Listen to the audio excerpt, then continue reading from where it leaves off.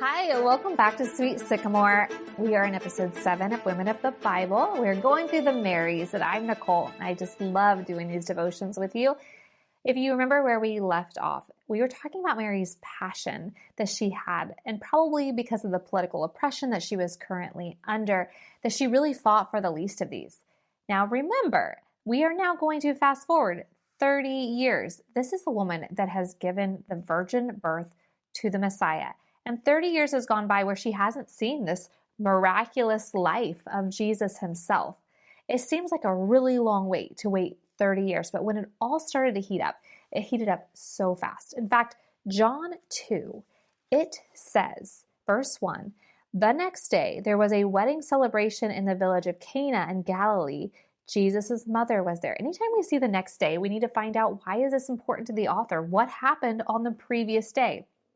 Now, John 1 tells us that Jesus was baptized by John the Baptist. Remember the dove coming down from the sky and God's word being spoken over his son. And then it says the next day, John the Baptist tells his followers, this is the Lamb of God, go follow him. And then it says the next day, Jesus himself starts building up his followers. And that's where then we pick up the next day. So we're like 4 days into this ministry where things are moving super fast. And then it says in verse 2, as we stay in John 2, it says, and Jesus and his disciples were also invited to the celebration. The wine supply ran out during the festivity. So Jesus' mother told him, they have no more wine.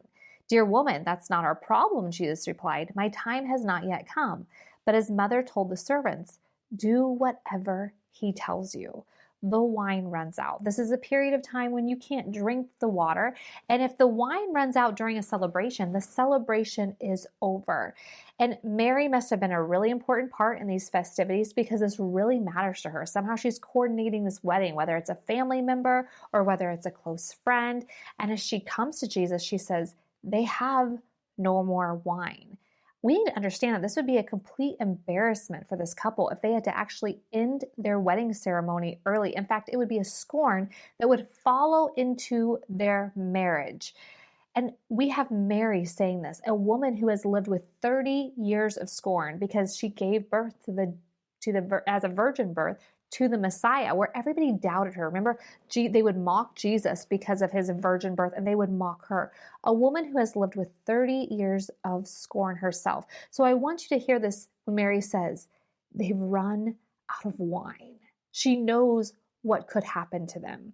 And perhaps leading us to understand Jesus' reaction when he says, dear woman, this isn't disrespect or rudeness, but dear woman was a term of endearment as he understands the scorn that she has gone through for 30 years when he says, dear woman. But he says, it's not my problem, which was very much true. But then perhaps realizing that if it was Mary's problem, it was also Jesus's problem, he changes his tune just a bit and he says, my time has not yet come. And then we get Mary's last words recorded in the scriptures when she says, do whatever he tells you. And of course, you know the rest of the story. He takes these 6 stone water pots and he turns them into the best wine they have ever had. Now remember, Jesus did not get asked by Mary to do the miracle. Mary knew what Jesus was capable of, but she did not ask him specifically for a miracle. But isn't that the heart of a mother who just kind of gently nudges their child towards that untapped potential? In fact, I do that all the time with my children. I see what they are capable of. I know what they're capable of, and I present them opportunities. But Jesus was not just a normal child. Jesus was the Son of God. But Mary has spent her whole life submitting to God and God's plan. I mean, in carrying the scorn of others because of God's plan. And this moment was no different. She asked, but she also was going to submit to Jesus, to whatever Jesus was going to do in this moment. And honestly, I feel like we can probably take some beautiful lessons right here from Mary. Do we have a belief in the Son of God so much so that we are willing to say, whatever he wants to do, whatever he is thinking is what I am thinking too? I mean, Mary had absolutely no certainty of what was going to happen, but she knew the character and she knew the nature of the Son of God, and she was leaning into that. She knew that whatever he was going to do was going to be much better than whatever she could do to help in that moment. Hear this. True belief in the Son of God will allow us to be obedient to the will of God. It's not about what he can do for me. It's about who he is. Oftentimes, I feel like God tells me, take me for who I am, not what I can do for you. And Mary is sitting in this place where she is truly having to trust the nature and character of who he is and not necessarily the outcome. So why would Jesus go from not my problem, not my time, to doing the miracle? Well, I believe part of that is this compassion and love that he has for Mary and this belief that she has in him. We see this submission to him. She's not demanding, but she's requesting. But then this realization that he's going to do whatever he's going to do. Jesus, in some ways, submits to Mary because of her undeniable belief in him. I mean, after all, she learned about submission from Jesus himself. Do you remember when Mary and Joseph lost Jesus when he was 12 years old? And before we cast judgment, I have lost both of my boys, and it has been traumatic experiences. And so I'm sure it was the same for them. But when Jesus was 12 years old, at the end of your 12th year, you had the ceremony where you became a man. And the caravans, when they were leaving Jerusalem, they would be separated from adult men to women and children. And so it seems very easy to unthink that Joseph could have thought, well, he's still a child. He's with Mary. And Mary going, you know what? He's almost an adult. I'm sure he's with Joseph. And 3 days goes by and they can't find Jesus. And when they finally find him, we pick up in Luke 2, verse 46. It says, 3 days later, they finally find and discover him in the temple, sitting among the religious teachers, listening to them and asking questions. All who heard him were amazed at his understanding and his answers. His parents didn't know what to think. Son, his mother said to him, why have you done this to us? Your father and I have been frantic, searching for you everywhere. And I get this reaction. I had similar reactions when I lost both of my boys, going, you need to learn this lesson. Hold my hand. Stop running away from me. But Jesus was perfect. Jesus didn't have a lesson he needed to learn from Mary and Joseph, but he did have lessons he needed to learn from God the Father. And the only place that he could learn from God was in God's presence in the temple. Maybe not the only place, but it was a key place. And so if we pick up in verse 49, Jesus says, but why did you need to search? He asked. Didn't you know that I must be in my Father's house? But they didn't understand what he meant. And then he returned to Nazareth with them and was obedient to them. And his mother stored all these things in her heart. What did she store? Well, not the fact that she lost him. I mean, I'm sure that was a traumatic experience for her, something she probably wanted to forget. But she did store, remember that we talked about in our last devotion, she stored the words of God. And what is he saying to her in this moment? I had to be in my Father's house.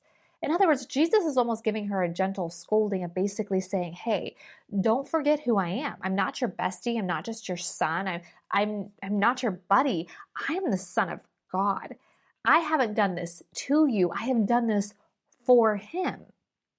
Jesus is reminding her that he may be her child, but he is the Son of God. He is reminding her of who he is. Do we sometimes forget who Jesus is? Do we treat him like a bestie that we can no-show on and no big deal? Do we treat him like a buddy that we can kind of hurt a little bit and ask for forgiveness in the morning? Don't forget who Jesus is. And Mary was reminded of this by Jesus himself, and she treasured this within her heart. Then the moment came, for the sake of someone else's reputation, that she gently reminds him of who he is when she looks at those servants and says, do whatever he tells you to do. But notice, if we go back to 12-year-old Jesus, he left that temple with his mother. It says that he went down with them, he was subject to them, it says he was obedient to them, and he left with them. Jesus was almost an adult, but he submitted to his parents, always leading by example, and went with them.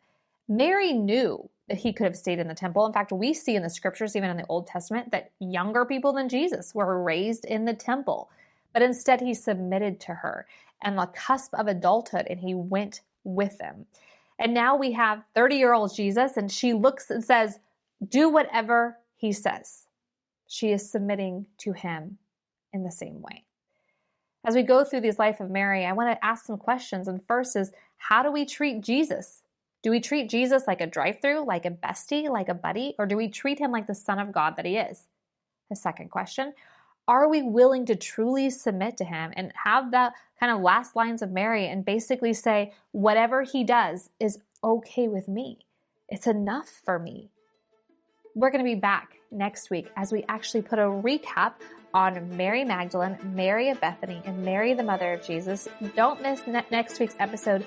Until then, have a great week and pursue these women. See the beautiful characteristics of their life and how you can apply it even to your own.